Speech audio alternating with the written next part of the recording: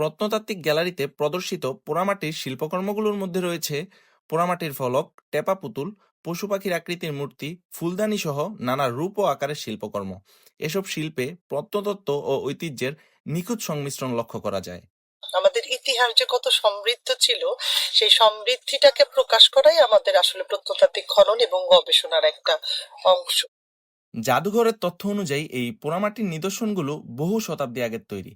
এগুলোতে প্রায়শই বহুমাত্রিক নকশা, ধর্মীয় প্রতীক এবং তৎকালীন সামাজিক জীবনের বাস্তব চিত্র ফুটে ওঠে। এখানে এসে বাংলাদেশের বিভিন্ন প্রাগৈতিহাসিক কালের বিভিন্ন প্রত্নতাত্ত্বিক নিদর্শন দেখলাম। এই ইতিহাস ঐতিহ্য সম্পর্কে আমরা সমগ্র ধারণা লাভ করতে পারতেছি এখানে এসে। আমি আমার ছেলে এবং মেয়েকে নিয়ে এসেছি। তবে এগুলো সংরক্ষণে এখনো বড় চ্যালেঞ্জ রয়েছে। অধিকাংশ প্রত্ন নিদর্শন সংরক্ষণাগারে তাপমাত্রা, আর্দ্রতা বা আলোর নিয়ন্ত্রণ ব্যবস্থার অভাব রয়েছে, যা দীর্ঘমেয়াদী ক্ষতির আশঙ্কা তৈরি করে।